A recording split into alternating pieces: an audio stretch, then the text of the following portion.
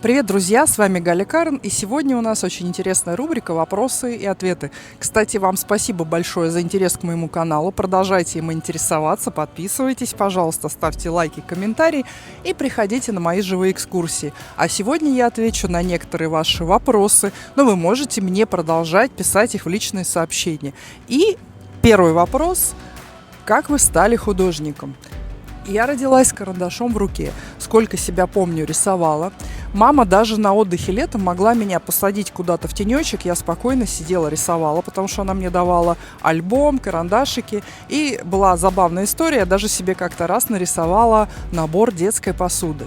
Позже я пошла учиться в изо-студию, затем в художественную школу. Там меня всегда интересовали новые техники. Я изучала и папье-маше, и линогравюру, и разные виды аппликаций. Даже в какой-то момент я стала пионером-инструктором. То есть мой первый кружок я организовала 10 лет, пригласила подруг, и мы с удовольствием изучали новые виды искусства. После художественной школы я поступила в арт-университет, то есть у меня титул художника, я по профессии художник, высшее образование. До сих пор я рисую, выставляюсь, и искусство и живопись меня продолжают восхищать. Я вижу эту красоту вокруг. Сама очень часто, если меня что-то интересует, продолжаю подучиваться и ходить на разные мастер-классы, кроме того, что я сама преподаватель. То есть это часть моей жизни. И второй вопрос, который интересует вас, дорогие мои, это какими материалами вам нравится рисовать? Но больше всего я люблю рисовать акрилом или маслом. Масло – это моя любовь. Но масло, к сожалению, очень долго сохнет. Чтобы высушить картину маслом, как минимум нужно 3 недели. А акрил сохнет быстро, но он и не такой пластичный, как масло. Его очень трудно сделать растекающимся.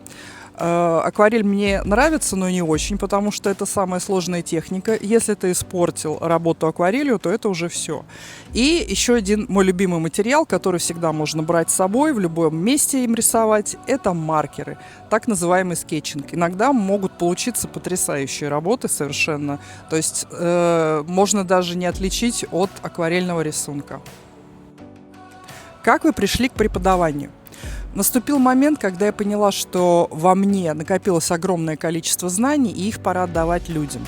Сейчас я с удовольствием преподаю, у меня большое количество учеников, и я это делаю с радостью.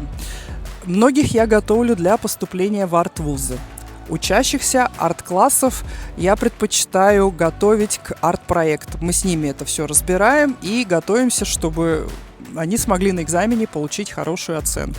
Кто-то изучает базу, кто-то для общего развития.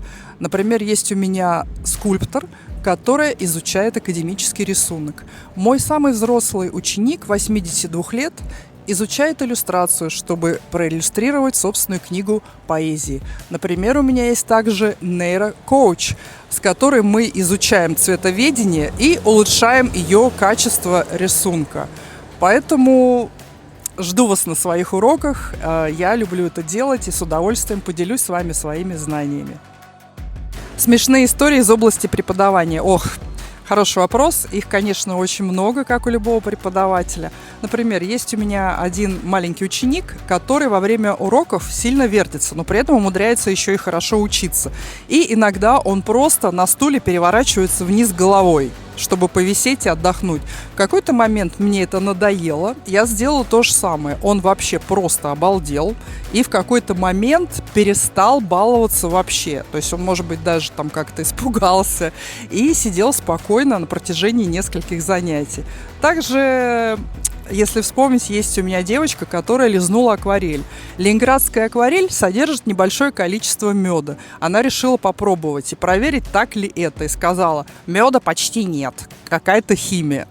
Было довольно смешно. Как вы стали гидом? Но на самом деле, когда я училась в университете, в российских университетах всегда мощный курс по истории искусства сопровождает обучение. И я хорошо знаю историю искусства. В какой-то момент кто-то из родителей моих учеников попросил меня провести лекцию в музее. Мне это понравилось, мне стало интересно развивать эту тему, тоже этот проект.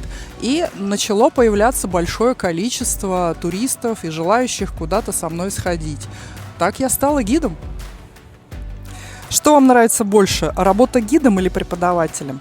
Но это совершенно две разные области, которые не дают соскучиться. И работа гидом, и работа преподавателем мне очень нравится. Я как творческий человек люблю разнообразие, не люблю рутину.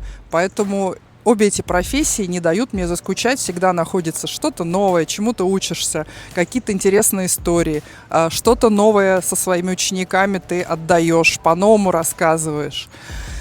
Спасибо вам за ваши вопросы. На сегодня это все. С вами Галя Карен. Подписывайтесь на мой канал, ставьте лайки, комментарии. И главное, приходите на мои живые экскурсии. Я провожу экскурсии в Барселоне и ее окрестностях. Пока-пока, до новых встреч!